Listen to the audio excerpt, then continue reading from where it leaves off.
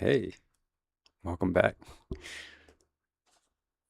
So I'm trying to see if I can add more details as we go. I'm not sure how well I'm gonna keep up with this format and stuff, but I've added some little stuff on the side where, okay, what we know so far might keep adding this, but then if it gets too long, it literally would just be a paragraph.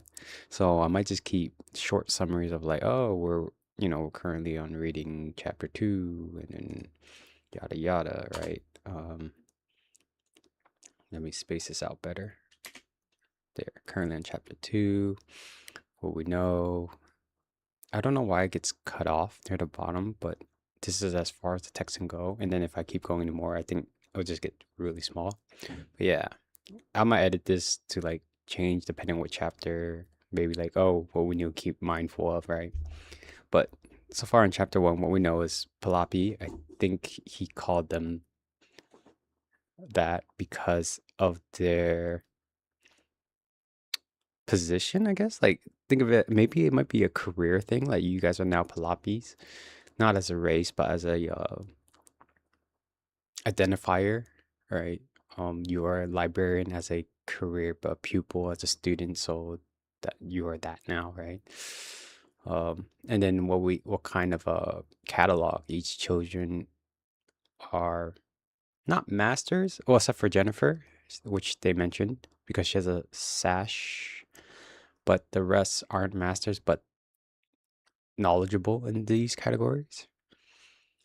Some are clear cut, right? Like our main character's language, they mentioned David's bird of war, animals. The rest are kind of more context clues, right? So that we know, like, Margaret was speaking to the afterlife, but what about it? Like, is it just the afterlife? Is it, because we also have Rachel that has her ghost children, right? So, like, they can also predict the future while Alicia can tell a lot of gray areas, right? So what I have up here is what we sort of know with the question marks and what we do know, like Peter from Mathematic and Engineer. As we move on into chapter 2, Buddhism for assholes. Um, but yeah, I think I covered everything before we start. Once again, I add the genre is like fantasy horror. I try to add that in the description. I forgot that last time.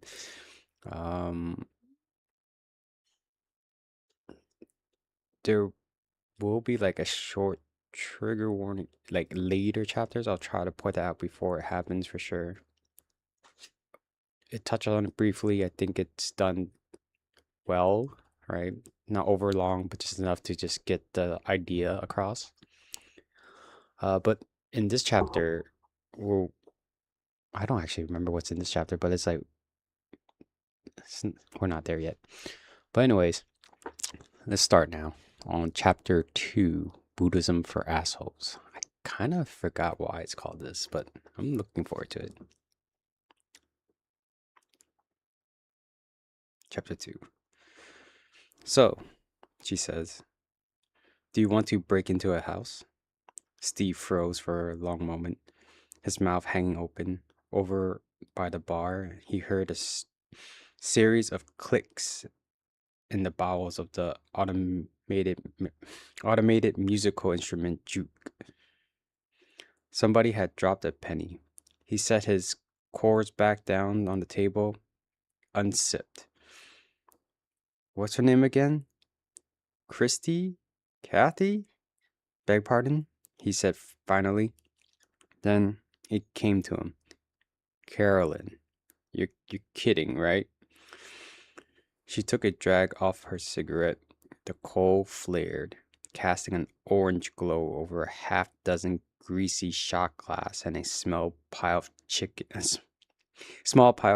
bones.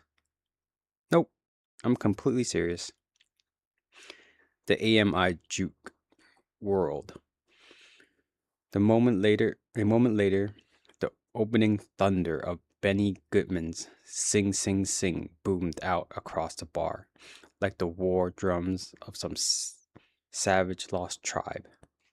All of a sudden, Steve's heart was thudding in his chest. Okay, fine. You're not kidding. So, what you're talking about is a pretty serious felony. She said nothing. She only looked at him. He scrambled for something clever to say, but what came out was, I'm a plumber. You weren't always. Steve stared at her. That was true, but there was no way in the world she could have known. He had nightmares about this sort of conversation, trying to camouflage his horror. He grabbed the last wing off the plate and dripped it in blue cheese, but stopped short of actually eating it. The wing did not mess around. The smell of vinegar and pepper drifted up his nose like a warning. I can't, he said. I gotta get home and feed Petey. Who? My dog, Petey. He's a cocker She shook her head. That can wait. Changed the subject. How do you like this place? He said, grinning and desperate. Grinning and desperate. Quite a lot, actually, she said, fingering the magazine Steve had been reading. What's it called again? Warwick Hall? It used to be an actual speakeasy back in the 20s. Kathy, the lady who runs the place, inherited it from her grandfather, along with some old photos of how it used to look. She's a big jazz fan, so when she retired, she restored it and opened it as a private club. Right. Carolyn sipped her beer, then looked around at the framed posters. Lonnie Johnson, Roy Eldridge holding his trumpet, an ad for a theatrical clam bake on October 3rd and 4th, 1920 something. It's different. It is that. Steve shook out a cigarette and offered her the pack.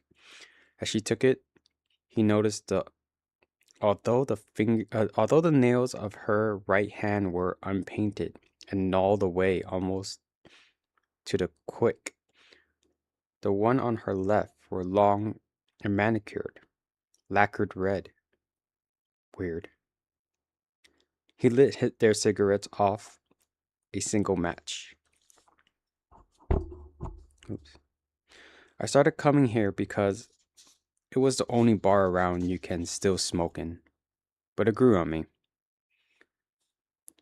Why don't I give you a minute to chew on the idea, Carolyn said. I know I sprang it on you out of the blue. Where's the ladies' room?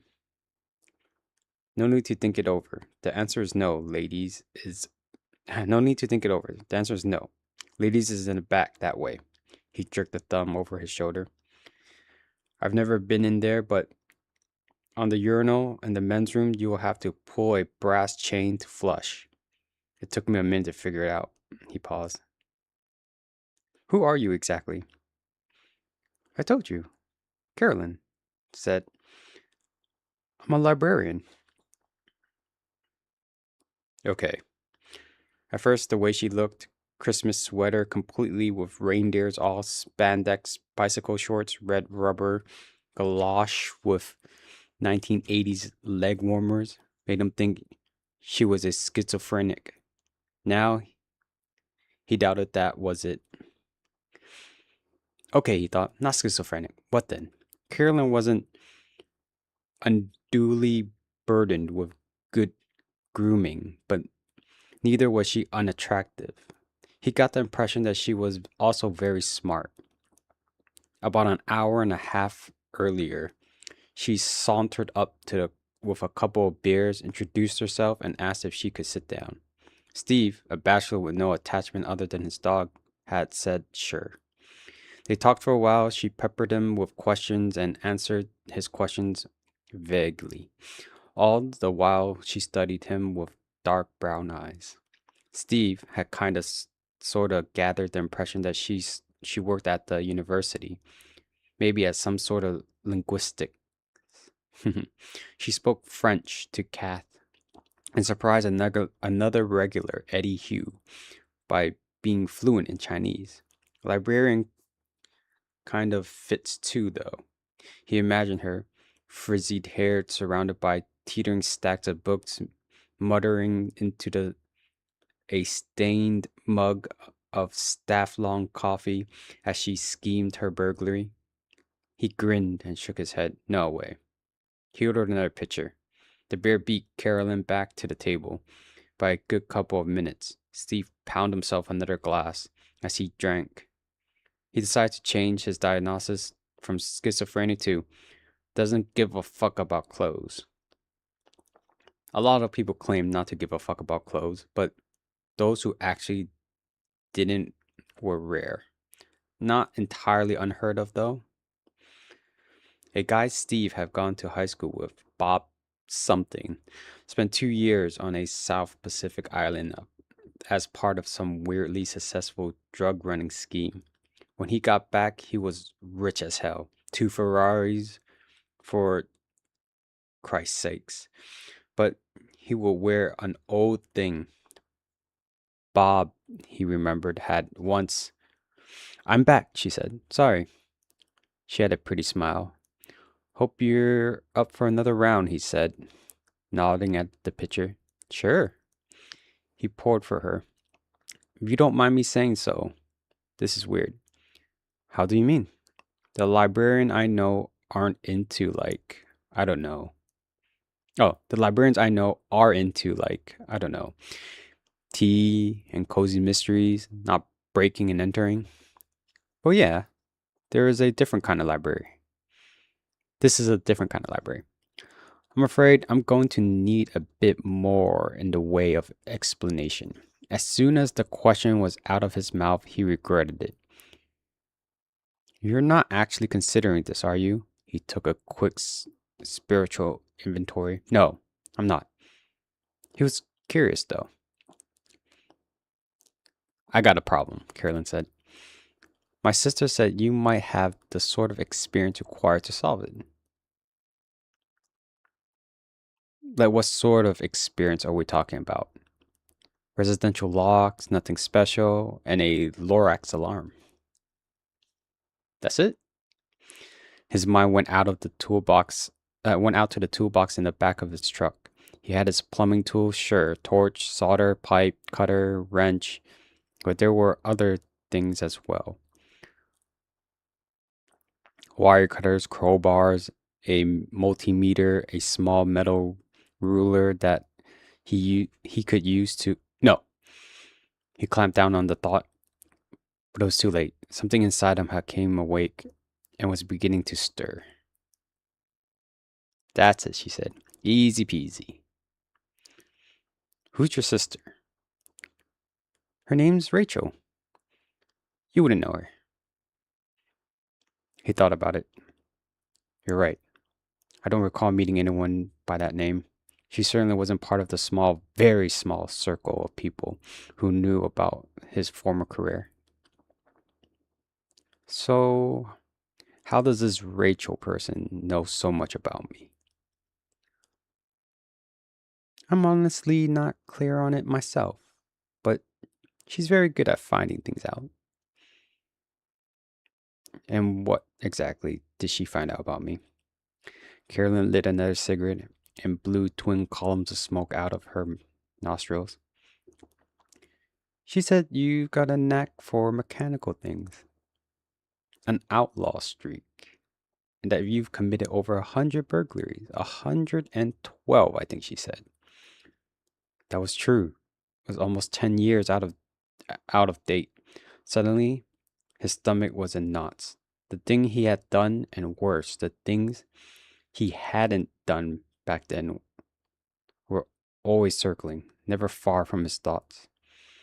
At her words, they landed, tore into him. I'd like you to go now, he said uh, quietly. Please. He wanted to read Sports Illustrated. He wanted to think about the Colts' offensive line, not about not about how he could bump through a residential Kwik set, Kwik set, Kwik set in 30 seconds and without proper tools. He wanted to relax. This could be very good for you. She said something across. Oh, she slid something across the floor to him. He peeked under the table and saw a blue duffel bag. Look inside. He picked the bag up by the handle, already half suspecting what he might find. He unzipped it, peeked inside. Cash. Lots of it. Mostly 50s and 100s. Steve set the bag down and pushed it back across the floor. How much is in there? $327,000. She stubbed out her cigarette. Ish. That's an odd amount. I'm an odd person. Steve sighed. You have my attention. Then you'll do it? No, absolutely not. The Buddhist undertakes a refrain.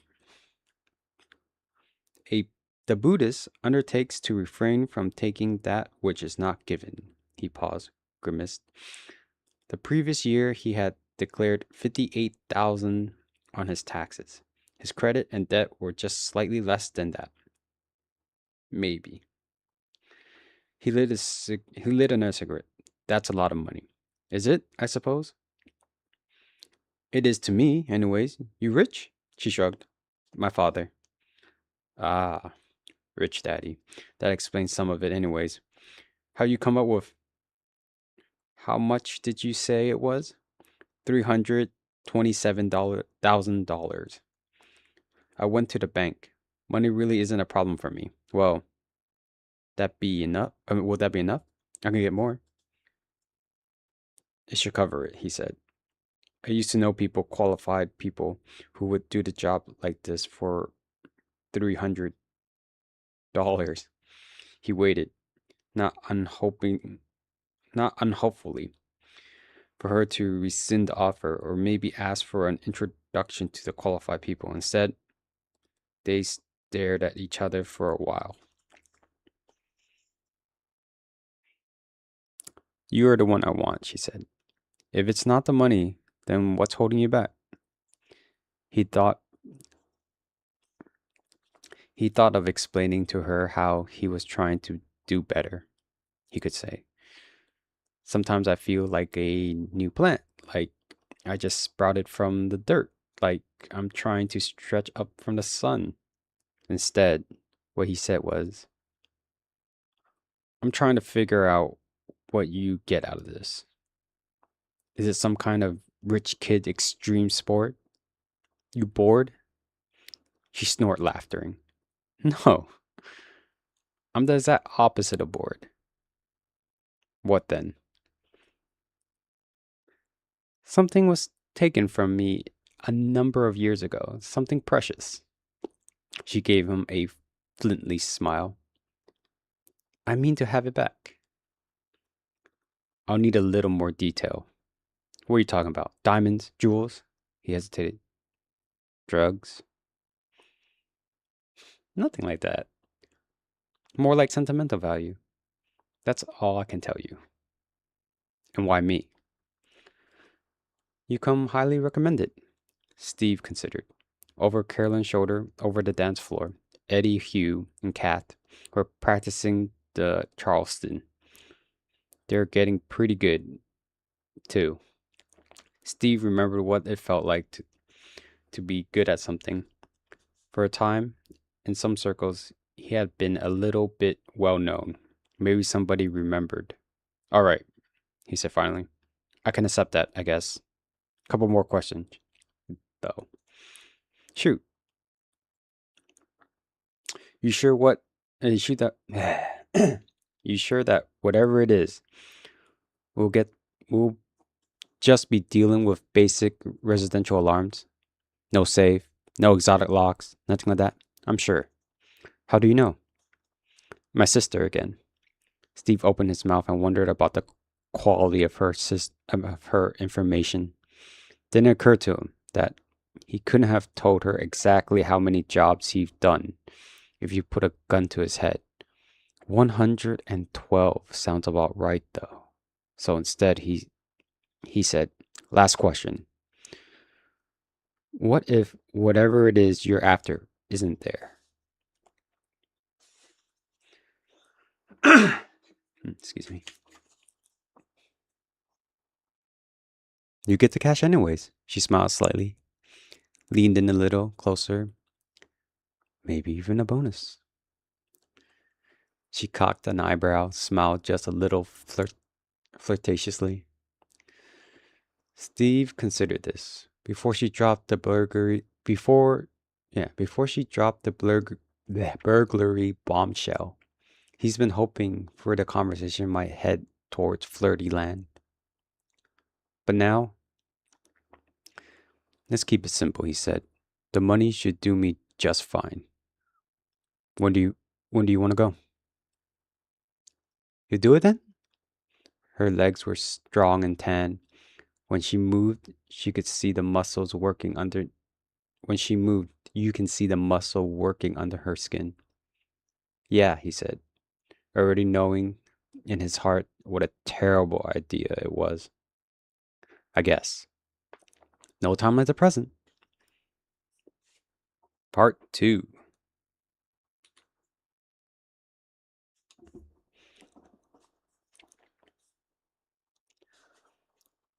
One of the things Steve liked about Warwick Hall was how clean it was. Everything was polished wood, glowing brass, well-sprung leather seats shaped like a friendly invitation for your ass. I don't know why I hesitated there. Friendly invitation for your ass. Black and white tiles laid on the floor in a way that would have tickled what? Would have tickled Euclid. Eucilid. Euclid.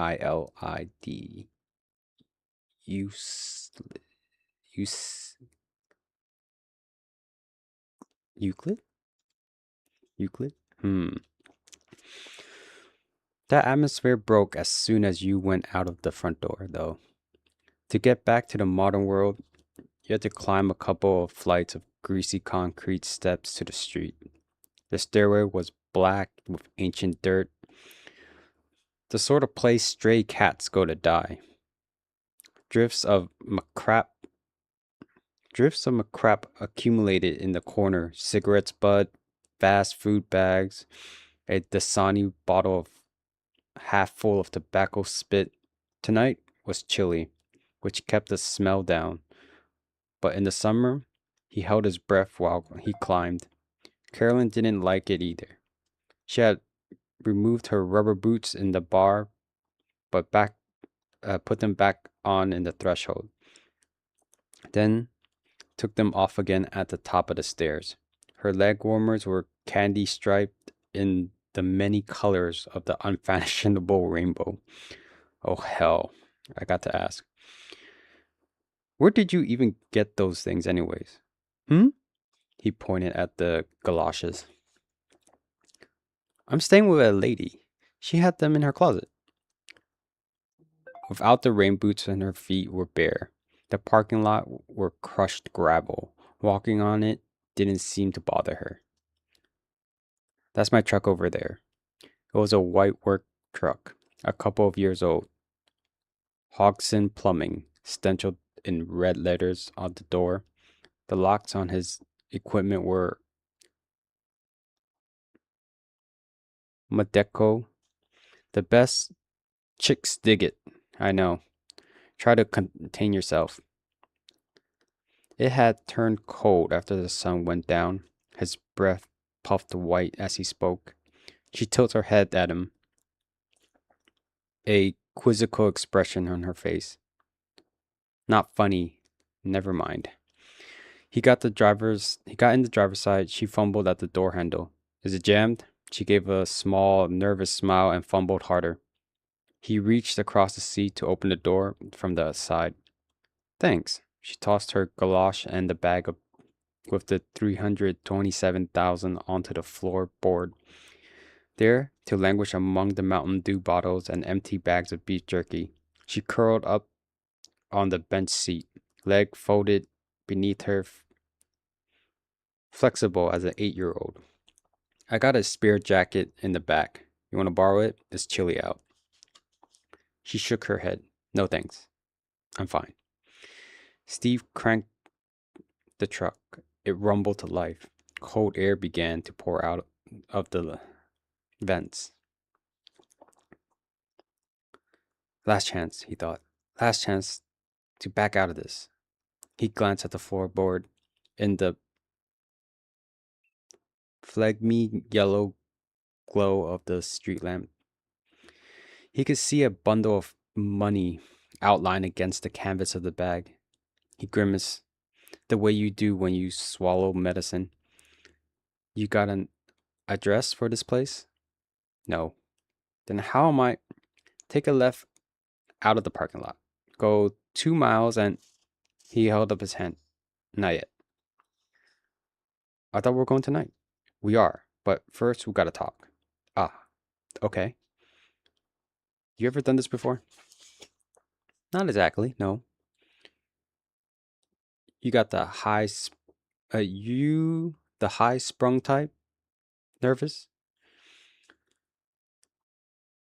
She flashed a small, weird smile. You know, I'm honestly not sure if I am. I got it under control. Well, that's good. I don't know what you're expecting, but this isn't going to be like a bungee jump. Oh, be like bungee jumping. As a first timer, you might be a little tense. That's normal. But after the first couple of times, it's actually pretty boring. More like helping a buddy move to a new apartment than anything you'll see in the movies. She was nodding. I get that. He held his hand up. However, there are a couple of things to keep in mind. You got a cell phone? She looked confused for a moment and she shook her head. Really? Really. I don't have any kind of phone. Is that a problem? Nope. I was going to have you get rid of it. They can track it. It's just that everyone seems to have had them these days. You got gloves? No. I got a pair you can use. You need to put your galoshes back on too. Footprints. They'll probably not going to give the full CSI hair and fiber treatment, not for a simple burglary, but they might dust for prints. Other than that, just follow my lead and try not to touch anything. You don't have to. Touch anything you don't have to. You don't have any guns, right? Nope. Okay, good. Guns are bad news. Aside from not wanting to hurt anyone, Steve was a convicted felon. If he was caught with a possession of a gun, he'll be looking at 5 years minimum. Let me get some things. Steve took his own cell phone out of his pocket and removed the SIM card. He knew the cops could pull together a pretty accurate map of where people had been by the cell phone towers. Their phone connected to as they move around. If I remove the card, that should make it impossible, right? He wasn't sure. Back when he used to do this, cell phones didn't exist. It crossed his mind to put the phone in one of the equipment lockers in the back of the truck. He figured that would work about like an elevator in terms of insulating the signal. But you never know. Oh, fuck it, he thought. I'll just smash the thing. Probably that was overkill, but if he was going to do this, he was going to do it right. He was parked in the back corner of a lot, under the light, but anyways, from everybody else and mostly out of sight. Old habits die hard. He smiled a little. The metal lock over the wheels were swung open as well-oiled hinges. He started pulling out tools, a cordless Makita drill, and a couple of screwdrivers, a small crowbar, a 5-pound hammer. and a Slim Jim he had made himself out of sheet steel from Ace Hardware. Just, for practice. He wrapped his cell phone in a towel and ruined it with 2 whacks from a hammer. The rest of the stuff he put into his tube belt along with a couple pair of leather work gloves, then struck the tools belt in a knapsack. Long time since I put a kit together. He felt a burst of something like nostalgia and squashed it down hard. He hated how he missed this so much. He wanted to do better. Mostly, he did. Even after 10 years, the slap that ended his burglary career and the accompanying verdict, you little asshole, you never far from his thoughts. We're never far from his thoughts. But 300 grand, he sighed. How far is it? About 20 minutes. What kind of place is it? House? Apartment? It's a house. Standalone? Not a duplex or anything? Yeah, standalone. It's a subdivision, but the neighborhood is mostly empty. The owners work night shifts, so we should have all the time we need. All right, first thing is, I've got to get us another car. Why? Well, among other things, this one has my name on the door. Oh, okay. They drove to the airport. He parked in a short term parking, then slung a knapsack over the shoulder. They walked onto the terminal, and on the other side, he took the shuttle to a long term parking. He walked down the row until he found a car that with a tick stub and a plain sight. It was a dark blue Toyota Camry, just about the blandest car on the road. The owner had dropped it off the day before. Yeah. Perfect. Stand there, would you? He said. Carolyn took her place in front of the wheel well. He hung the crowbar from the belt loop, put the wire cutters in the back, put the wire cutter in his back pocket.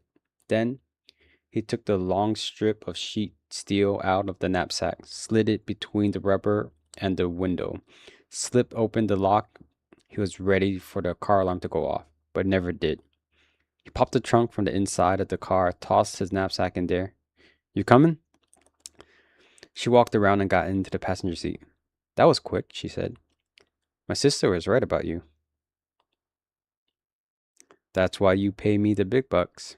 He popped the cover off the steering column with the crowbar and used a screwdriver to pop off the ignition lock bolt.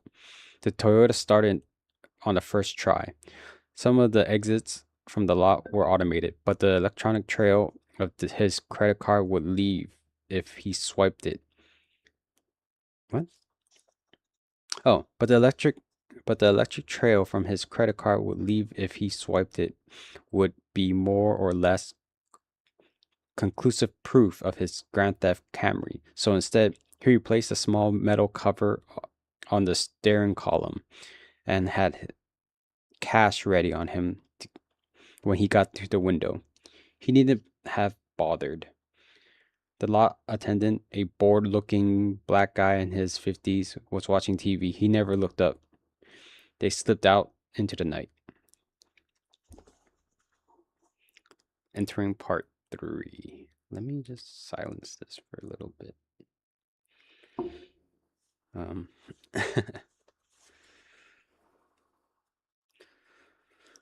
Let me take a sip of coffee.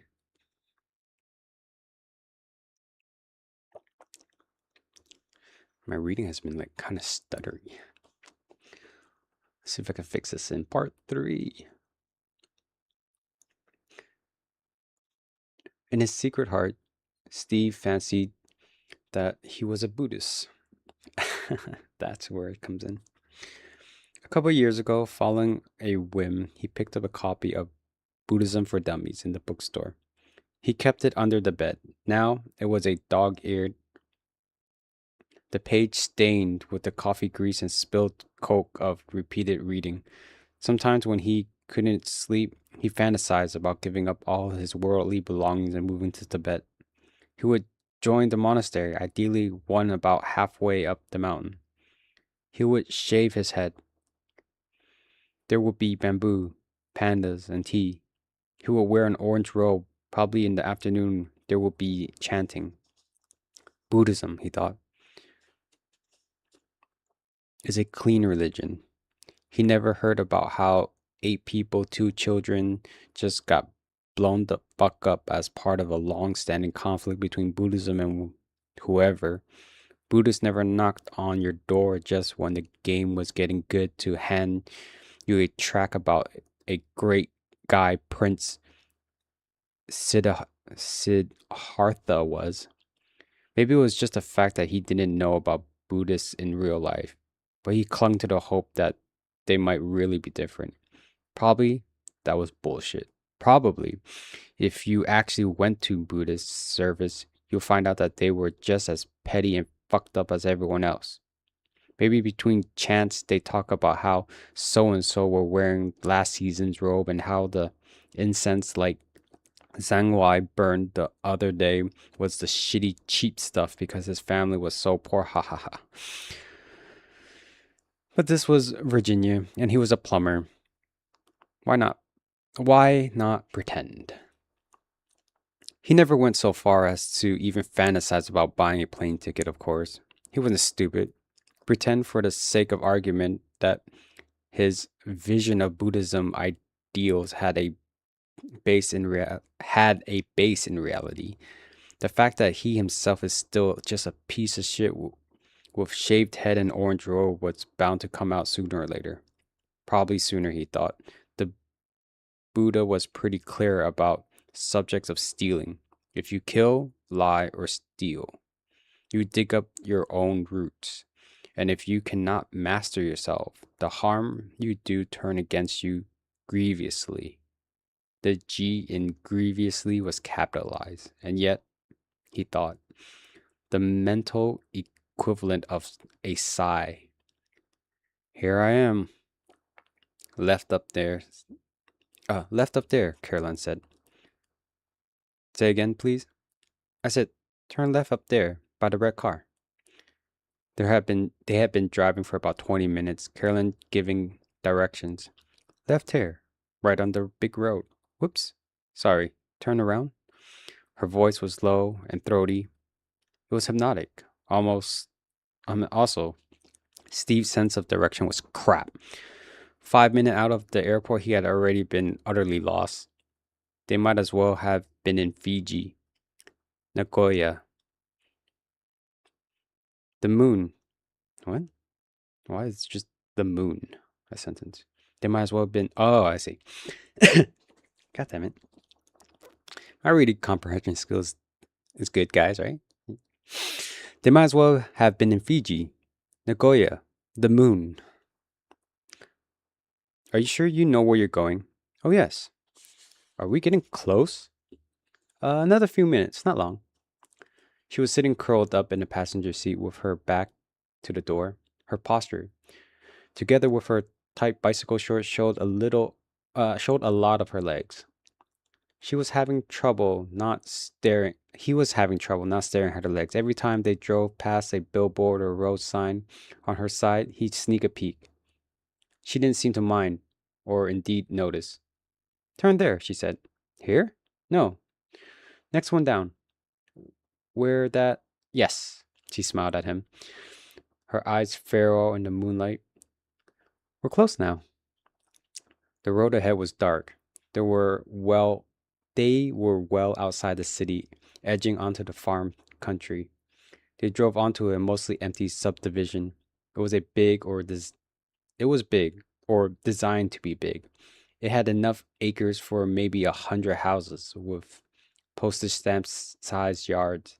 There were a few finished ones here and there, a few more poured foundations with weeds sprouting from the cracks, but mostly the lot stood empty. Perfect, Steve muttered. There, she pointed. That one. Steve followed her finger out to the smallest ranch house, pointed to a pale shade of green. Hideous in the dark, the driveway was empty. The only source of light was a lonely looking street lamp on the corner. He rode past the yard slowly, which reminded him of some non-specific way of a rap video, which made him feel ridiculous. 100 yards further down the road curved just enough that the house vanished from sight behind a stand of trees. He parked there and turned to look at Carolyn. Last chance, he said. You sure you want to do this? If you're telling me what it is you're after, I can. Her eyes flared in the moonlight. No, I have to go with you. All right then. He snuck another peek at her legs, then got out. The soft thud, what? Thunk, sorry. The soft thunk of the door shutting soundly satisfactory covert. Let me try that sentence again. The soft thunk of the door shutting sound satisfactorily covert. He walked around the back of the car and retrieved a knapsack. Are you? She brushed the back of her neck with her fingertips. He shivered. A little hair standing up. He turned around, finding her very close, close enough that he could smell her.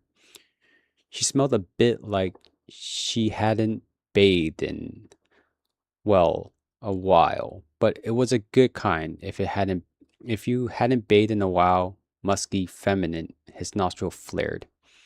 Come on, she said. She had put the galosh back on over her leg warmers. When they reached the house, Steve checked inside the mailbox. It was stuffed full, easily a week worth of junk. Owner hasn't been home in a while, he thought. Perfect. He pulled out the magazine and angled it in the moonlight until he could read the cover. It read Police Chief Magazine in big blue letters and was addressed to Detective Marvin Miner. He looked at Carolyn. This guy's a cop? Looks that way. What'd he do to you? Ruined my silk dress. How'd he do that? He got blood on it. Did you try rinsing it with club soap? Yeah, it was too far. Yeah, it was too far gone. Are you in or not? Well, I guess it doesn't make a difference if we do it right. Anyways, it doesn't look like Detective Miner is home. Steve hesitated, then stepped onto the driveway. He walked up to the front door and rang the doorbell. No response from inside the house. Why'd you do that? I wasn't expecting anybody, but if there was a Rottweiler or something, it would be good to know about it now. Ah, good thought, her voice dripped with distance. What? Her voice dripped with distaste. You don't like dogs? She shook her head. They're dangerous. Steve gave her a quizzical look. Most nights when he got home, his cocker spaniel Petey wagged his tail so hard his whole butt wiggled. Maybe when this is done, me and Petey will go to Tibet, he imagined, hiking up the hill to the monastery on a bright spring day. Petey bouncing along beside him, inner peace waiting for them at the top of the hill. Business first. Steve picked up the doormat, looking for a key. Nothing. He slid his finger across the top of the frame. Carolyn looked at him quizzically. A lot of times people keep spare keys sitting around. The tips of his gloves came away dusty. There was no key. Oh well, he said. Had to do this the hard way. They walked around to the back. Steve took out the crowbar and muscled in between the door and the jamb as the level of the bolt. He slipped a Phillips and a flash head onto the pocket along with a pair of wire cutters. If the alarm is set, if the alarm is set, you usually get a full minute to disarm it, he said. That should be plenty of time. You wait out here, though. I don't want to be tripping over you.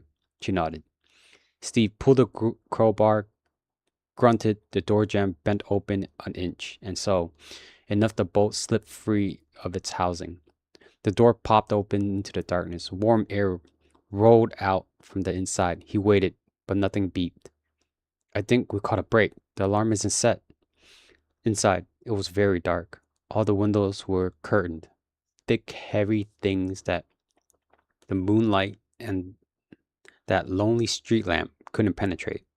The only light in the living room came from the enormous stereo rack, fully as tall as Steve himself. A pale blue LED from the receiver shone down over a lazy boy recliner, raising up out of the sea of the crumbled bush bear cans, but it's the BUSCH bush bush bush cans. What are you waiting for? Carolyn asked. The sound of her voice came from the front of him. Steve didn't quite jump, but he was startled. He hadn't heard her move. Just giving an eye Just giving my eyes a chance to adjust, Steve said. He glanced around. The microwave in the kitchen blinked endless green midnight over a greasy pizza box and a small mound of crumbled paper towel. He padded onto the kitchen, pulled out the fridge, squeezed one eye shut so that he not to re-blind himself. The white light of the fridge was startling in the dark. It was mostly empty of food. Just a half-empty jar of relish and a plastic squeeze bottle of French mustard in the door. But there was a box of beer in the back. Steve, thirsty, considered the question this posed for a moment, then shut the door and drank a plastic cup of water from the sink. Carolyn, you thirsty? She didn't answer. He poked his head out of the kitchen. Carolyn? Yes? She had moved again. Now her voice came from behind him. This time he did jump. He turned to look at her. She was very close. Do you want? His voice trailed off. She moved in closer, ran her fingers down his chest. Want what? You asked me what I wanted. Faint emphasis on the last word. Oh, right. Sorry, lost my train of thought. He paused. You want to help me look for whatever it is? She said something he didn't understand. What was that? Chinese, sorry. So many languages. Sometimes when I get excited, the words blend. Her touch was electric on his chest. He backed away from it. His eyes had adjusted to the darkness, where before they had only been vague shapes. He now saw couch and TV and he now saw couch and television, chair and table. He walked over to the cabinets next to the television and opened it. Not bad, he said. The receiver of the German brand, which are much nicer than the house warranted. You want a stereo? No. Steve's own stereo, never particularly high-end, had developed some sort of short. He reached out for this one. Hey, it's a burglary, right? His hand hovered over the power cord for a moment, and then he pulled back, mentally kicking himself in the ass. If you kill, lie, or steal, you dig your own roots. When he looked up, Carolyn was gone. Hey, he said. Where'd you go? It's in here, she said. I found it. Her voice came from a different adjoining room. Steve flinched again.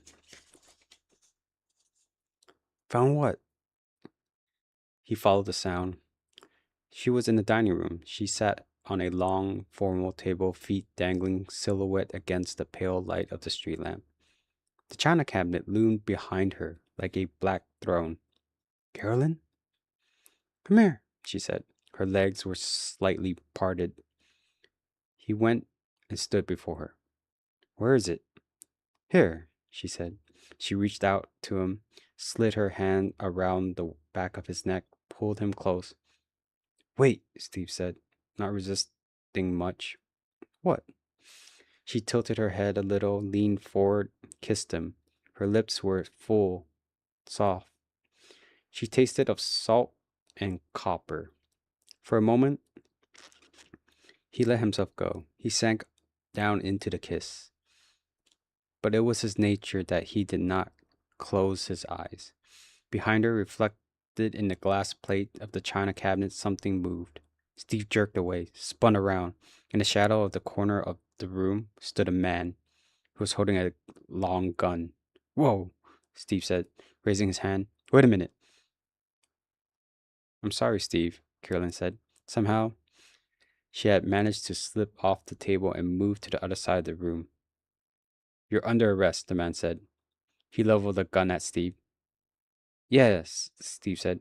He raised his arm slowly. "Okay, no problem." The man stepped forward onto the pale light in the street lamp. His hair stood on end. His eyes rolled wildly in their sockets. What the hell is wrong with him? Thorazine? Brain damage?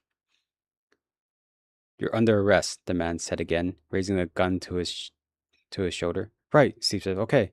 Should I turn around now or—" "Stop, or I'll shoot," the man said. A tickle of drool ran down the side of his mouth. Wait, I'll—" "Do it," Carolyn said. The man fired. The muzzle flashed with a huge, bright, and the muzzle flash was huge and bright in the small room, but Steve seemed not to hear the shot at all. When his vision cleared, he was on his back, looking up. Behind him, he heard a small tinking sound.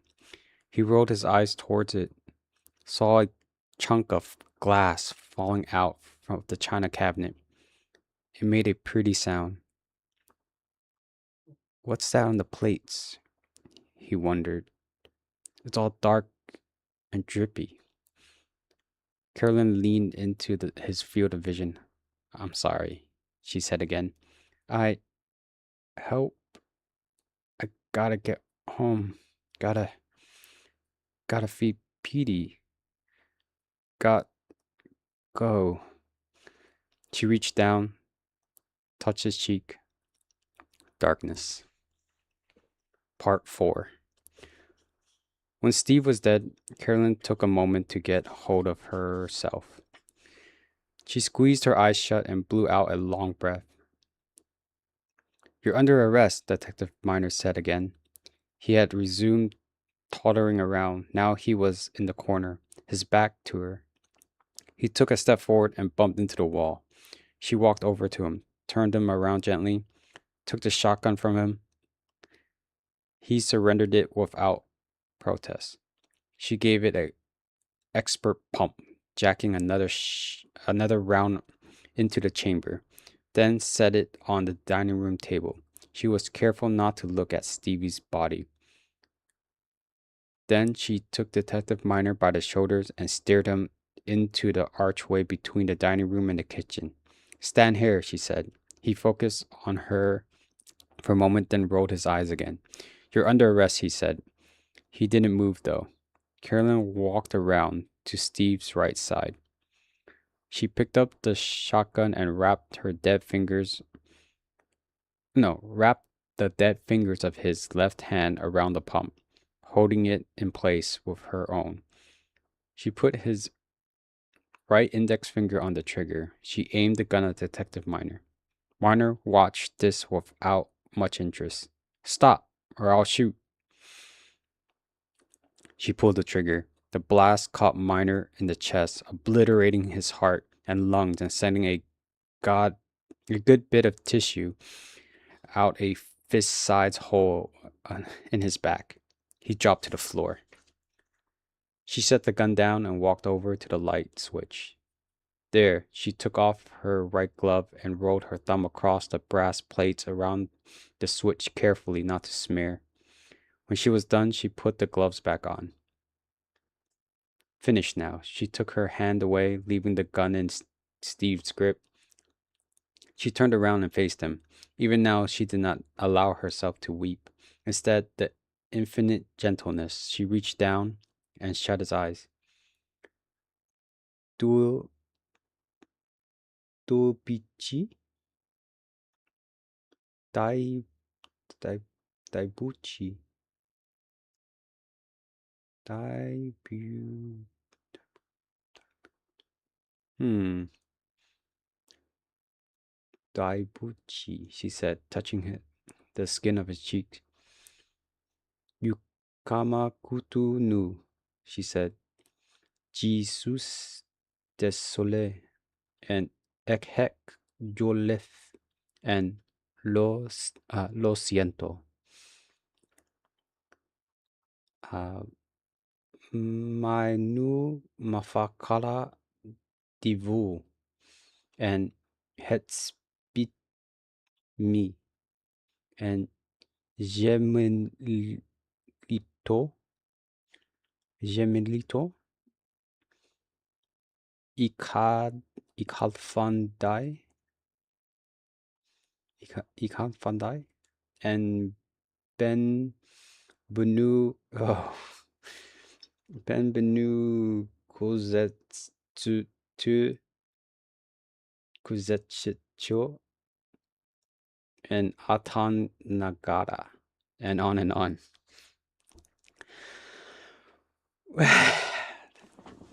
Okay, so I'm guessing I'm sorry in multiple languages. I know lo siento.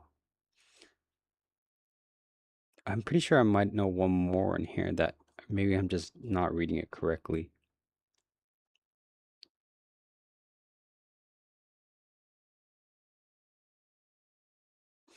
She sat beside Steve's body, rocking back and forth a little.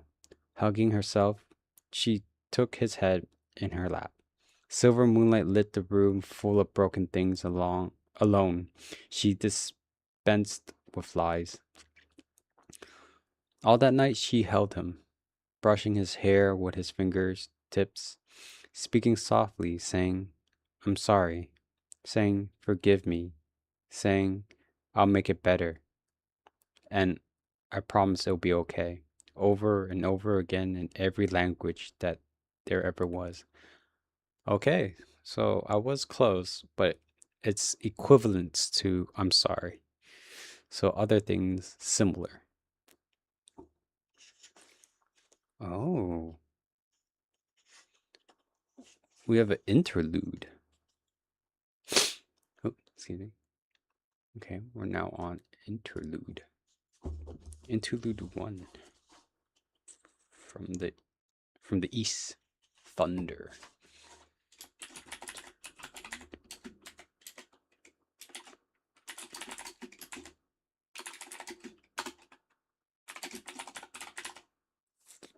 So recap so far. Carolyn was in a diner talking to Steve, offering him a proposal to help steal this mystery item. Eventually, she claims as a sentimental item from some person, later on revealed to be the chief. Um, he was repeating his word. The chief was repeating his words kind of weirdly before getting before framing Steve as the robbery for this. Carolyn also was remorseful of all of this, having him holding his head on her lap, repeating uh sorry and words of forgiveness, I guess, in that similar vein in multiple languages. But yet we don't know what her objective was for roping in Steve.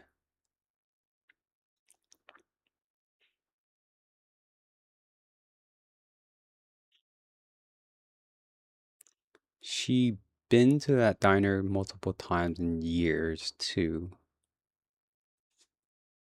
So she was familiar with the place. Oh, and another interesting fact was that her sis, did they mention which sister? Yes, they did. Which sister was it? Um, she was highly recommended by her sister that she mentioned multiple times, but didn't mention her sister name once because he said, "You don't know her." And he's like, "Yes, I don't know that name."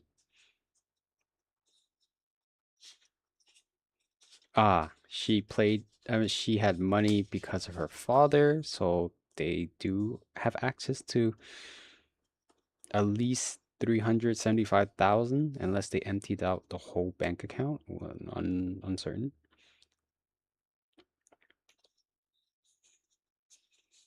Uh, which sister played along with her in this role?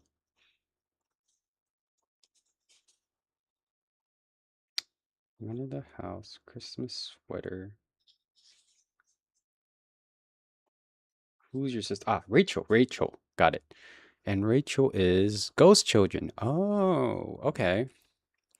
So in the previous chapter, David asked Rachel what she saw, if her children can see or into the future to find father. And in this one, the children are able to see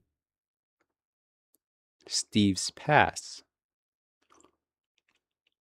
So once again, Ghost Children did remind me before of like the Ghost of Christmas, past, present, future. So it's something maybe is also playing along to that.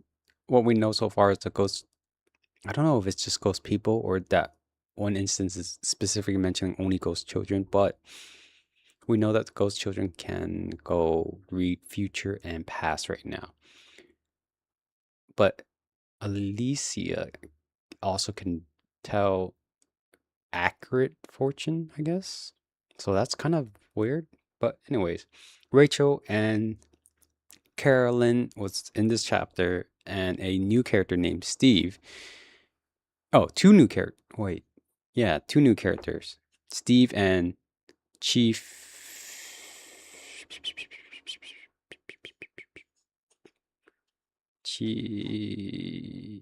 Not Chief.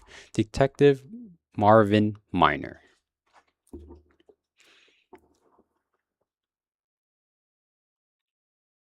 Interesting. I kind of like that chapter. Maybe not how I read it, but I did like that chapter. Kind of butchered a bit. Anyways, let's proceed onwards. Interlude 1. From the East, Thunder.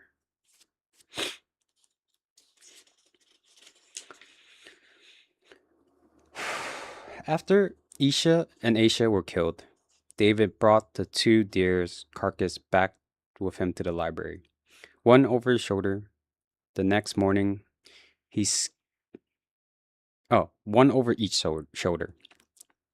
The next morning, he skinned them in what had been the driveway of Lisa's parents. Lisa's parents. Father insisted that Carolyn help. She did this without complaint, delivering the rubbery, bloody pelt of her friend to Lisa for their intestine to Richard for bowstring. Father himself took the carcass. The afternoon, he split them, rubbed them with sugar, and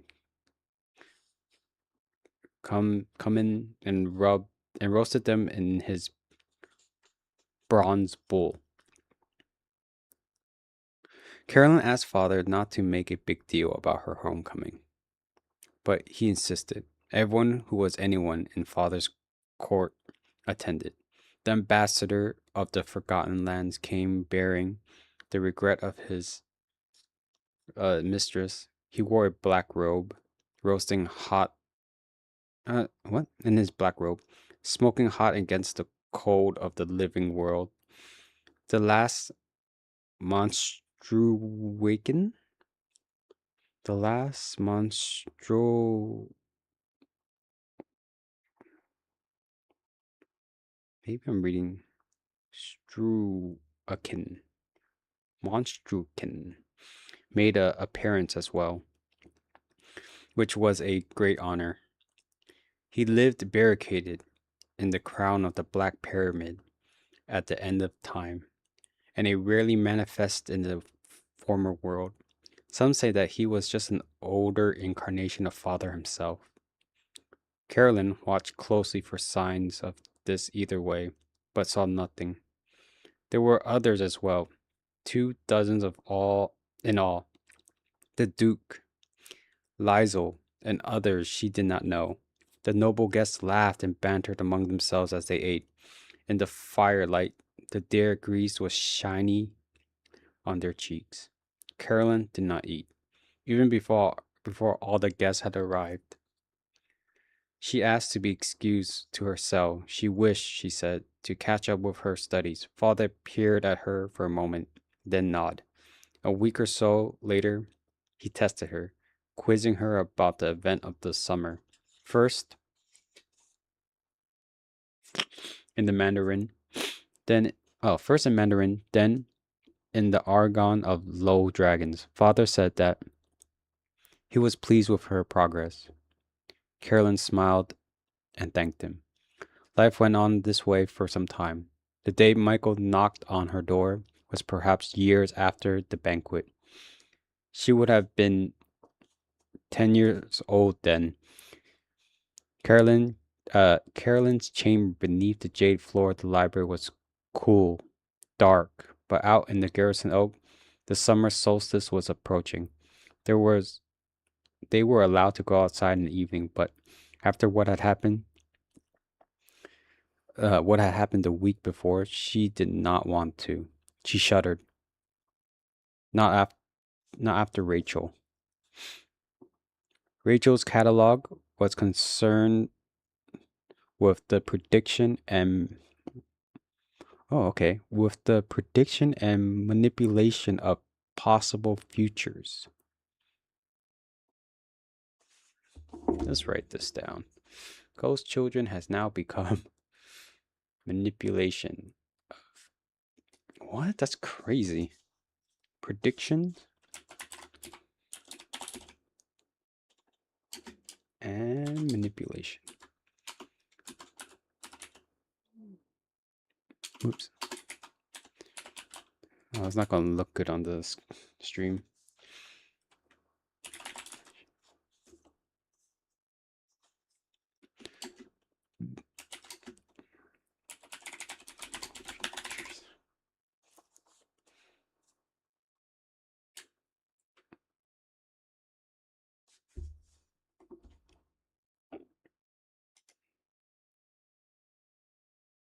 Maybe I should have these in different color font.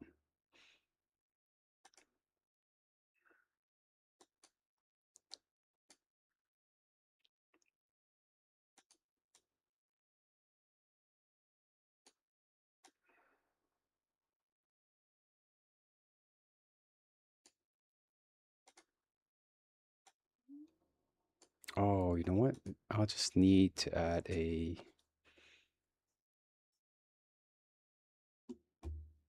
background color, I think.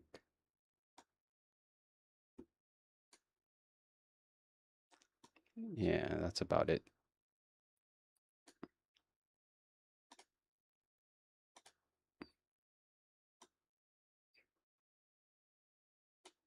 Okay. Hmm.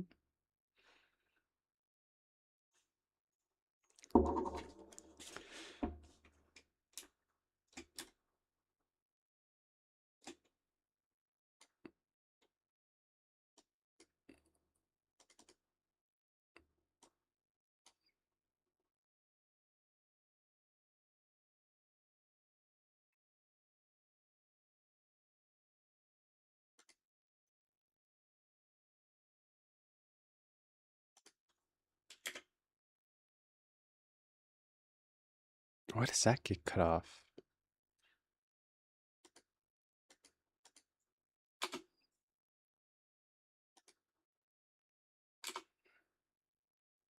No, that makes less sense.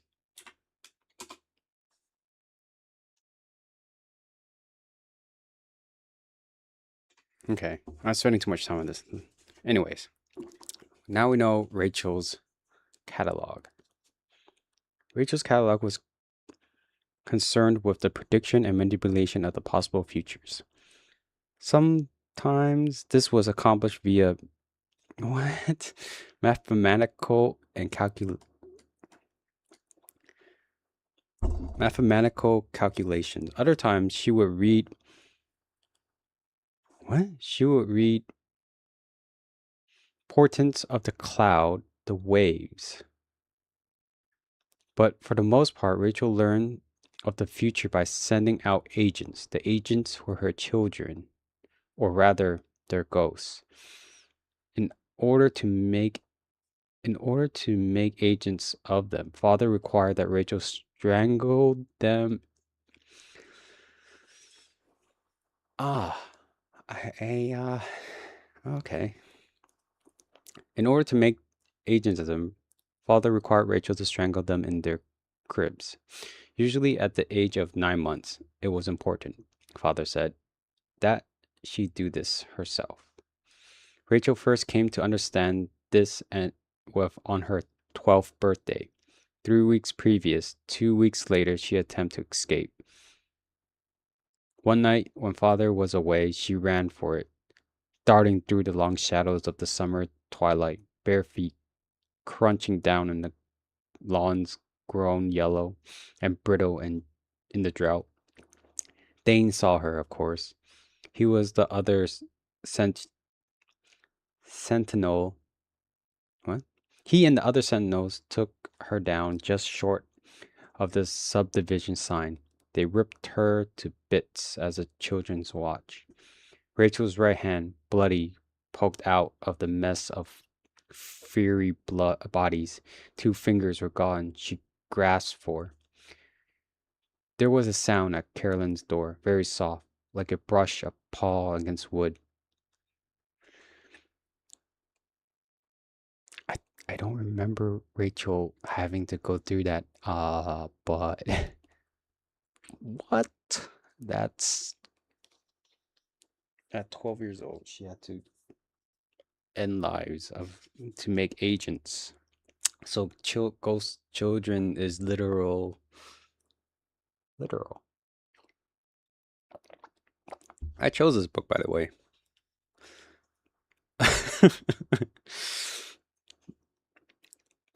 It gets better. There was a sound at Carolyn's door, very soft, like the brush of a paw against wood. For a moment, she considered ignoring it. Father was away on some errand. David had begun to look at her in ways that made her uncomfortable. The cell door locked from inside as well as out. And if she Carolyn? It was Michael. Carolyn smiled. She undid the bolt that barred the door from her side and opened the door. Michael stood at the hallway, naked and sunburned. On his shoulder, she saw a fine white crust. Salt? He was clutching clutching a scrap of paper. She waved him in, then shut the door behind him and locked it again. Her cell was about 4 paces on a what? Her cell was about 4 paces on a side, lined with bookshelves on every wall. The shelves were filled with father's texts and Carolyn's notes on them. There were no windows, of course. She might have decorated it. She might have decorated. It wasn't forbidden, and most of the others had a painting or two, but she didn't. Her desk was the only furniture to speak of. The desk also stood out for being a notch or two above strictly utilitarian. Cherry wood, leather top, and some scroll work. Her sleeping robe was merely comfortable, but the wall shelves were filled to bursting with books, knee-high stacked teetering here and there across the floor. Michael, she hugged him, unminded of his nakedness. It's been ages. Where have you been? In his mouth opened and shut a couple of times. No sound came out. After a few seconds of this, he waved his hand vaguely behind him. The forest? She suggested. No, not forest. He pantomimed swimming. The ocean? Yes, that. Michael smiled at her, grateful for the help. I learned with study with diver eye. Diver eye, a sea tortoise was one of father's ministers, loyal and ancient. He had sole charge of the Pacific Ocean and sole responsibility for guarding against the thing in the sea of occult, occults, occults. Hmm. Michael touched Carolyn's cheek with one salty hand. Missed you. I missed you too. How was the outside world? Carolyn spent almost all of her time inside the library itself, with only occasional field trip to her fluency in the new language. Michael's face was troubled. Different. Not like here. The ocean is very deep. Carolyn thought about this for a moment. There didn't seem to be anything to say to that. Yes, yes, it is. How is here? Beg pardon? How how have it been here? Oh well, about the same, maybe a little worse lately. Margaret keeps waking everyone up in her with her screaming. Honestly, I think she's going nuts. It must be all those terrible cobweb books father has her reading. Lately she's convinced father's going to murder her soon. Carolyn rolled her eyes. She's so melodramatic. Oh, that is sad. And David? Michael and David has been good friends back when they were Americans. They still play together when they could. Oh, you know David. Just a big goofball. He loves everybody. Carolyn rolled her eyes. He's nice enough, but he always so damn cheerful. It gets old. Yes, the wolves have a saying.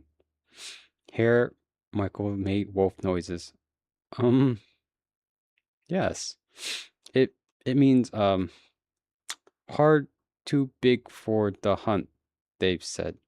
Maybe too friendly, too kind to be a fight. I think the word is fighter, she said gently. But you may be right. Father said something very similar a week back. And you? Could be worse? It was true, but she didn't know that yet. She thought she was lying. Then, to change the subject, what do you have there? She pointed at a scrap of paper he was holding. Michael held it up and looked at it. His his brow wrinkled. The paper was covered in writing.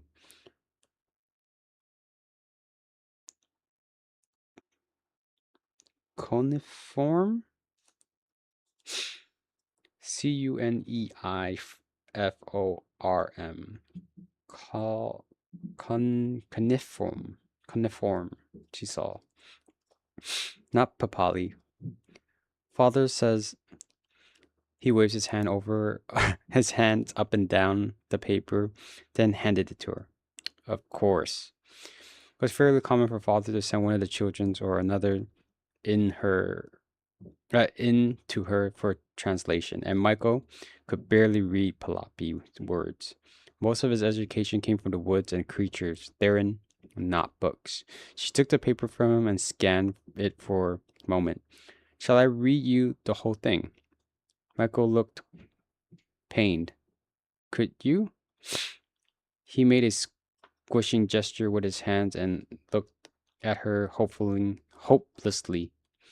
I not words are hard now for me. I know. Her tone was soft. I'll summarize it for you. He looked blanked. Fewer words. Give me a minute. She skimmed through the document with a practiced eye. This is odd, she said. Well, it's a copy, but it's talking about a battle that happened in the second century, maybe 65,000 years ago. He didn't understand that either. She tried again. Uh, long ago, many winters, many lifetimes. Oh, yes, he said. It's about a. Give me a sec. She went to the rear wall and took down an ancient dusty scroll. She scanned it quickly, looking something up. She nodded. It's about father, sort of. Father? Well, kind of. It says here that mm, originally the drawing didn't go as planned. The oops. The dawning, yes, the dawning didn't go as planned. The dawning was what everyone called the battle that marked the end of the Third Age. Everything after that was considered part of the Fourth Age. The current one, the age of Father's reign, the first sunrise, worked okay.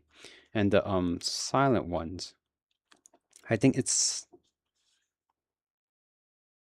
silent ones, were driven into into shadow. But when Father prosecute the final attack against the Emperor, whoa! It says here the Father was cast down and broken. She looked at Michael's eyebrow. She looked at Michael, eyebrow raised. He gave her a blank look. I not. I do not. It means that Father was getting his ass kicked. Father? He shook. He looked shocked. She shrugged. That's what it says here. Anyway, so Father was getting his ass kicked by this Emperor guy. Carolyn had heard of the Emperor before, but beyond the fact that he existed and that he ruled the Third Age, not much is known. He must have been quite the character to go around casting Father down, though blah blah smite, looking pretty bad for Father, and then Carolyn trailed off. What? She looked up. Sorry, she read out loud. And then from the east, thunder. And at that sound of this, ablaka, that's something they used to call Father. Ablaka did rise up, and looking to the east, Ablaka did see that the thunder was a voice of a man, and that this man was known to him. This one had been the hmm. I don't know what this word means. This man had been the something or other of the emperor and his trusted confidant, but now this one had seen wisdom and east. Oh no, sorry. And cast his lot with Ablaka. And seeing this, Ablaka, fury, no, not fairy, his warlike heart. Seeing this, Ablaka's warlike heart was renewed, and he did rise up. So, so too did the armies of Ablaka that had been rent asunder. Killed, I guess? Rise up anew. Blah, blah, smite, and thus did the dawn of the fourth age of the world, which is the age of Ablaka. She handed the paper back to Michael. Did that make sense? He nodded. Okay, good. So, what's all this for, anyways? Michael shrugged. I am to meet this one tomorrow, begin my learning with him. Oh, her heart sank. Michael was the closest thing she had to a friend. She thought about asking how long he would be away, but he wouldn't know. Well, she thought. At least we got tonight. In the library, you took your good time where you can find them. Name, Michael says. What was his name? Father? No, the thunder of the east. Him.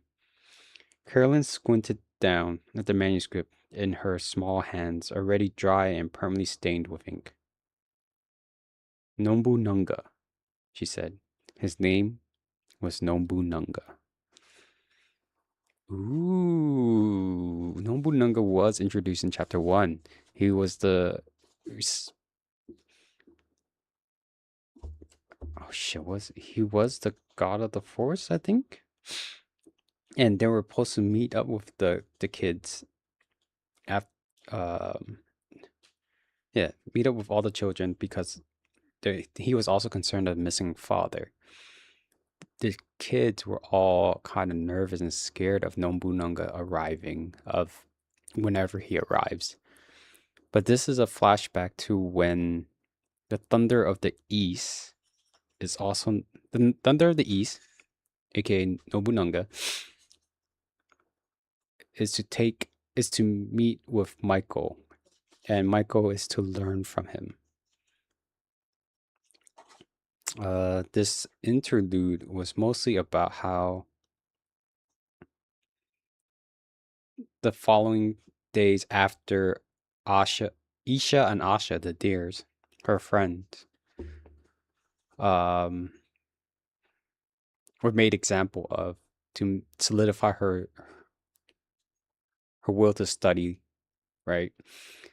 Um, there was a whole ceremony and everything, event, dining, and also how this chapter solidified the chambers, I guess, of each of their studies, how they're all allowed to decorate their room. But in hers, she has all her walls lined with books and just one furniture that was a desk. I think it was just an ordinary desk, but it was like cherry oak and something something. And then her bed was just comfortable enough. So if we were to imagine it, I think it would just be cobble walls and books not on shelves actually. What I thought was like books on shelves is just books stacked. So like horizontally, right? Just stacked. Oops. Like books laid flat, right? So you just only see like the sides or whatever, and just like stacked upon them, high enough, higher than how high was it? Shoot.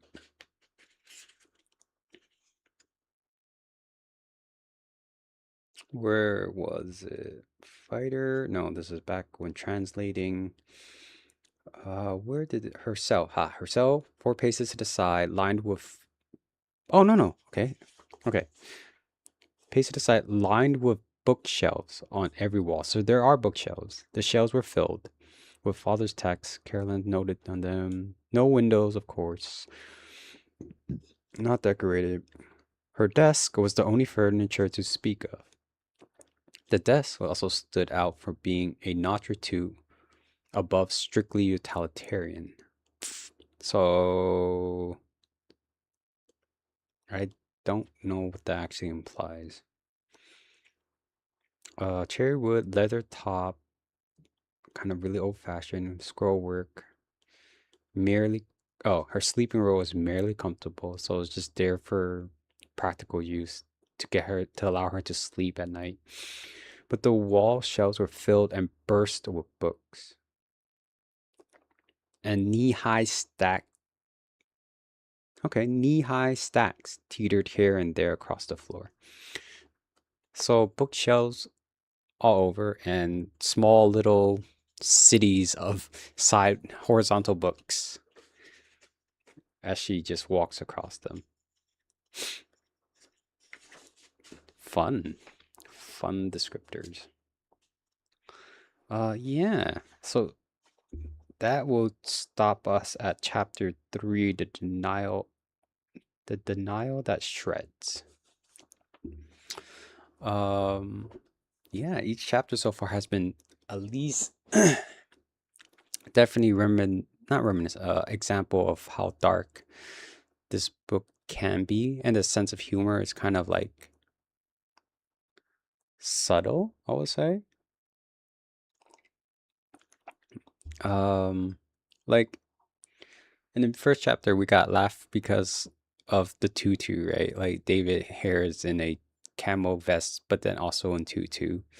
In the last chapter, we get a little bit of quibs and humor of who was it?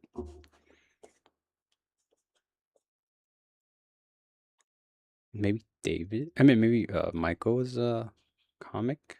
Not really a comic, but then it's like a gentle soothe. Oh, we got it from Steve talking about his Buddhism escapism ideology, right? Where him and PD, rest in peace, Steve, him and PD would have gone to Tibet and become Buddhist dog and guy.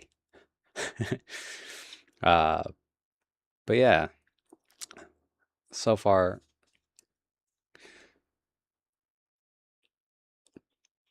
dark but interesting stuff. Anyways, well, man, that's only a chapter a day. Well, chapter half a day. Chapter and a half, because I did the interlude too. I need to pick up the pace a little bit, or else we're going to be here for spoiler chapters of up to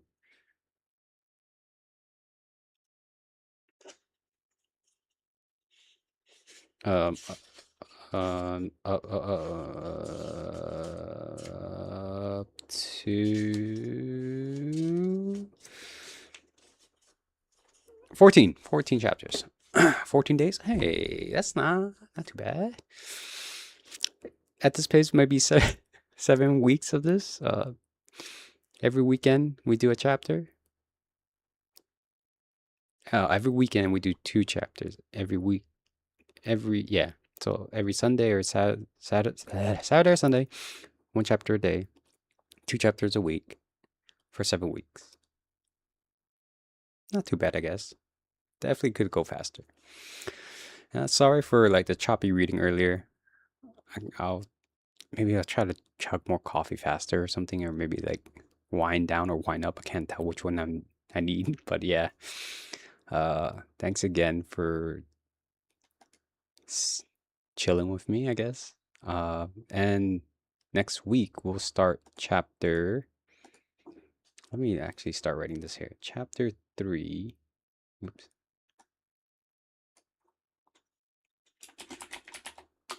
Chapter 3.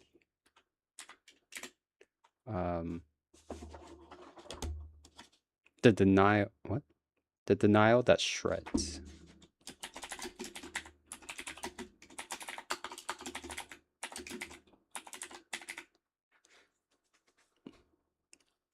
Yeah, don't know. Anyways, catch you guys next